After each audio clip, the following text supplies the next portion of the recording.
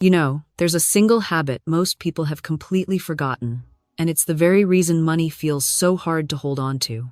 Not because you're unlucky, not because the universe is ignoring you, but because you've been speaking against yourself every single day without even knowing it. I'm going to tell you something that might shake you to your core. Everything you've been saying about money, about yourself, about what you deserve, it's been creating your exact financial reality. Every single word, every single thought. And the moment you shift this one habit, the one I'm about to share with you, everything changes. Not tomorrow, not next week. Instantly. Now, I know what you're thinking. You've heard about positive thinking before. You've tried affirmations. You've watched the vision boards gather dust. But what I'm talking about goes so much deeper than that. This isn't about pretending. This isn't about lying to yourself while your bank account screams otherwise. This is about understanding a spiritual law that's been working in your life, whether you believed in it or not, and learning how to finally work with it instead of against it.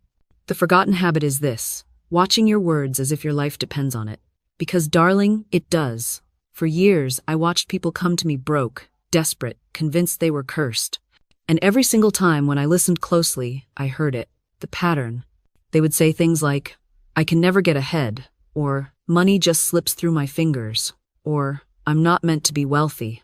And they said these things so casually, so automatically, like they were just stating facts about the weather. But these weren't facts. These were commands. Orders given directly to the universe, to the divine intelligence that responds to every single vibration we send out. You see, your word is your wand. It's the most powerful tool you have. More powerful than any job, any strategy, any inheritance. Your words are shaping your world right this very moment.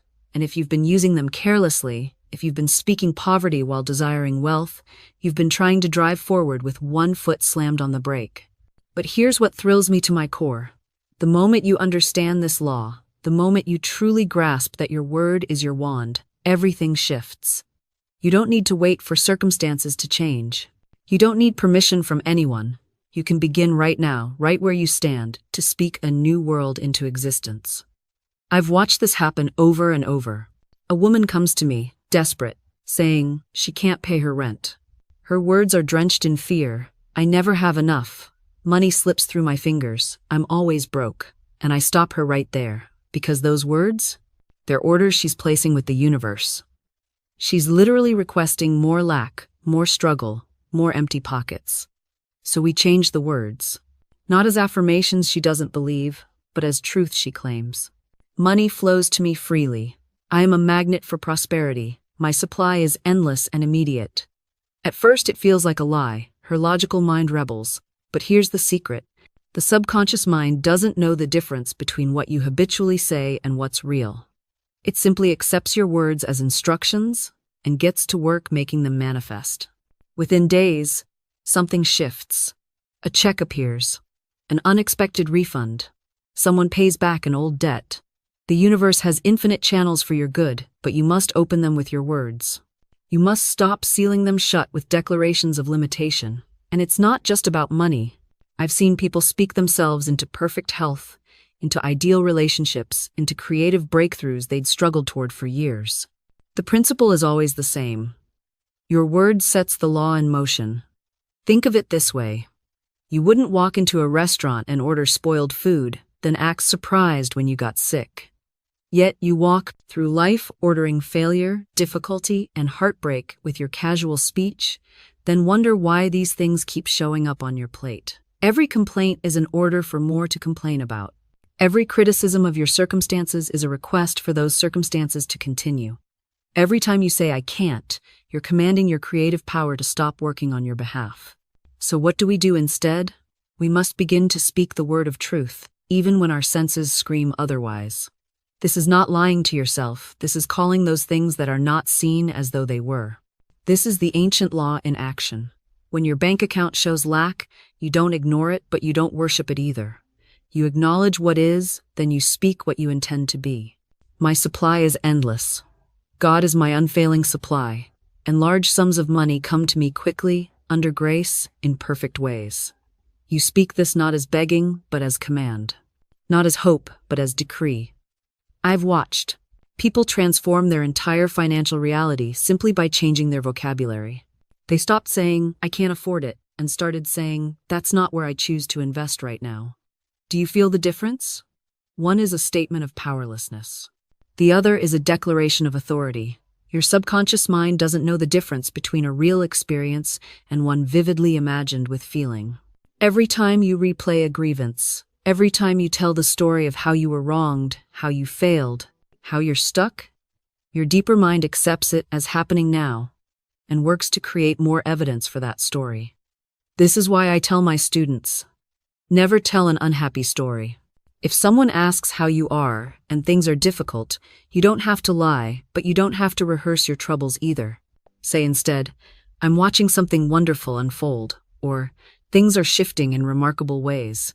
Because the moment you speak it, you set forces in motion to make it. And so, the mystics knew this. They understood that before the world was formed, it was Word. In the beginning was the Word, and the Word was with God, and the Word was God. This isn't poetry, it's instruction. It's the blueprint of creation itself. You are using this power every moment, whether you realize it or not. The question is not whether you're creating with your words. The question is what you're creating. Are you building bridges or walls? Are you opening doors or sealing them shut?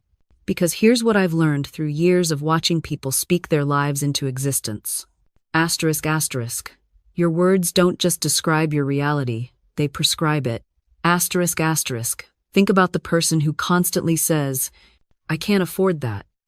They're not just making an observation, they're issuing a command to their subconscious mind, to the universe, to every opportunity that might come knocking. They're essentially saying, "Stay away from me, abundance. I've already decided you're not for me."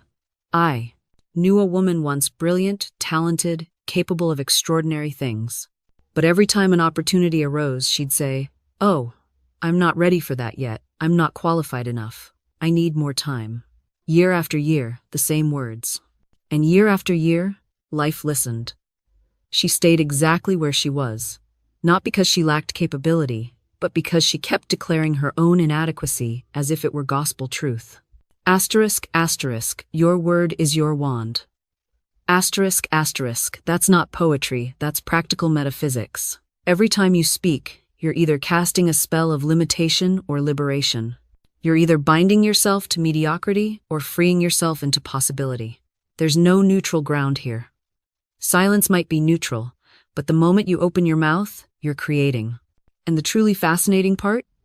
The universe doesn't argue with you. It doesn't say, "Actually, you are ready for that promotion." It doesn't contradict your declarations. It simply says, "Your word is law in your life. As you have spoken, so shall it be." This is why affirmations aren't just feel-good exercises. They're acts of revolution against every limiting belief that's been programmed into you. When you stand in front of the mirror and declare, "I am divinely guided in all my ways," you're not lying to yourself. You're finally telling the truth that your fear has been trying to hide. But, and this is crucial, asterisk, asterisk, you cannot speak one thing and believe another, and expect the universe to honor the words while ignoring the belief. Asterisk, asterisk, this is why so many people fail with affirmations. They recite the words like a shopping list, but beneath the surface, doubt is running the show. They say, "I am prosperous," while mentally adding, "But I don't see how that could ever be true for me." The universe doesn't respond to your words, it responds to your conviction. It responds to the frequency you're broadcasting when nobody's listening, when you're alone with your thoughts in the dark. So how do you bridge this gap? How do you move from mechanical repetition to genuine embodiment? You start by catching yourself in the act of contradiction. You become a witness to your own mental patterns.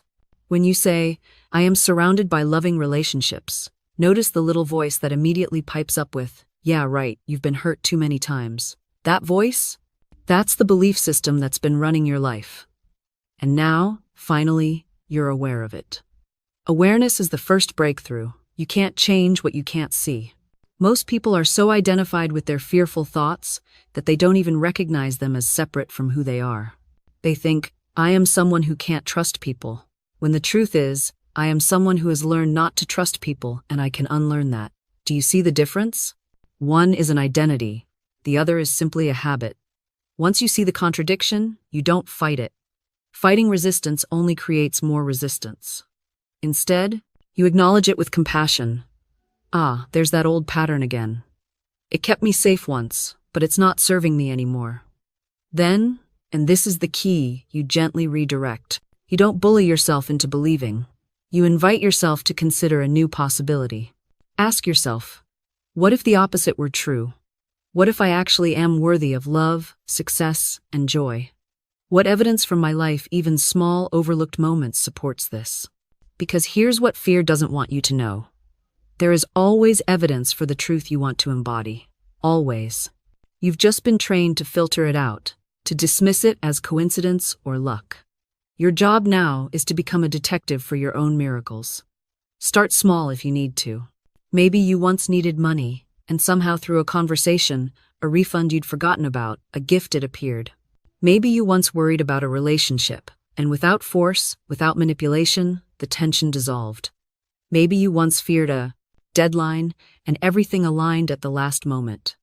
These weren't flukes. They were the universe responding to your word, whether you spoke it consciously or not. Now imagine what happens when you speak deliberately. When you stop pleading with life and start declaring to it. See, most people think affirmations are about repeating pretty sentences until you feel better. But that's not the power of the word. The power comes when you speak as if the thing is already done. Not, I hope to be abundant. Not, I'm trying to be confident. But I am abundant. I am confident. The universe is my source and supply. No negotiation, no hesitation. You speak it as law. And here's where people stumble. They speak the word, then immediately contradict it. They say, I am prosperous, and 5 minutes later, they're complaining about bills. They say, I am loved, then spend the evening recounting every rejection they've ever experienced. You cannot build a new house while simultaneously tearing houses down the foundation. Your word must be consistent. It must be protected. Guard your word like it's the most precious thing you own, because it is. I'll tell you what I did when I learned this. I stopped explaining my problems to people. I stopped rehearsing my fears out loud. I stopped giving airtime to doubt. Instead, I began speaking only what I wanted to see manifest. If someone asked how I was doing, I didn't unload my anxiety. I said, I'm wonderfully blessed. Everything is working out for my highest good. And you know what happened? My outer world began to shift. Not because I was lying, but because I was finally telling the truth my soul knew all along. You don't need to convince anyone else. You don't need their agreement or their belief. You only need your own unwavering word. Speak it in the mirror. Speak it in your mind. Speak it until it becomes the background hum of your existence. That's when life stops resisting you. That's when doors you didn't even know existed swing open. I watched someone do this beautifully. She wanted to heal a damaged friendship. Every morning, she spoke aloud. There is perfect understanding between us. We are in harmony. She didn't analyze, didn't rehearse conversations, didn't try to control the outcome. She just spoke her word into the silence. 3 weeks later, the friend reached out. Not with an apology, not with an explanation, just openness. The bridge rebuilt itself because she stopped trying to hammer the planks into place and simply declared the bridge already whole. This is the part most people stumble on. They speak the word once, maybe twice, then spend the rest of the day contradicting it with their inner chatter. I want prosperity, but look at my bank account. I claim health, but I feel terrible. You can't plant a seed in the morning and dig it up every afternoon to see if it's growing. The word needs fertile silence to take root. So here's what I do and what I teach. I speak my word, then I walk away from it. I don't monitor. I don't obsess. I live as though it's already done, not as pretend, not as fantasy, as fact. When worry creeps in, and it will, I don't fight it. I just speak the word again, calmly, firmly, like reminding a forgetful friend of something they already know. You want to know why affirmations fail for most people? Because they're trying to convince themselves of something they don't believe. That's exhausting. That's why it feels like lying. But when you speak your word, you're not convincing. You're commanding. There's a difference. One is negotiation, the other is decree. Think of it this way. When you flip a light switch, do you stand there convincing the electricity to flow? Do you beg the bulb to illuminate? No. You flip the switch and walk away expecting light. That's speaking your word. The expectation is everything. Not hope, not wishing, expectation. The kind that's so solid you've already moved on to the next thing. I remember a man who'd been job hunting for months. Rejection after rejection. He came to me depleted, defeated. I told him to stop looking. Just for 1 week. Instead, every morning and night, speak this. My right work is already mine. I am guided to it effortlessly. He looked at me like I'd lost my mind. But he did it. Day 3. A former colleague called out of nowhere. By day 6, he had an offer that exceeded everything he'd been chasing. And what shifted? His inner conversation. The moment he stopped arguing with reality, reality stopped arguing with him. This is the mirror. It doesn't judge. It doesn't withhold. It simply reflects back what you're broadcasting from within. You don't have to believe me, just watch your life. Watch what happens when you walk into a room feeling defeated versus when you walk in feeling aligned. The room responds differently, not because the room changed, but because you did. Now, let me give you something practical. Something you can use today. There's a technique I call the watchman at the gate. Your mind is a doorway, and you are the watchman. Every thought that tries to enter, you get to question.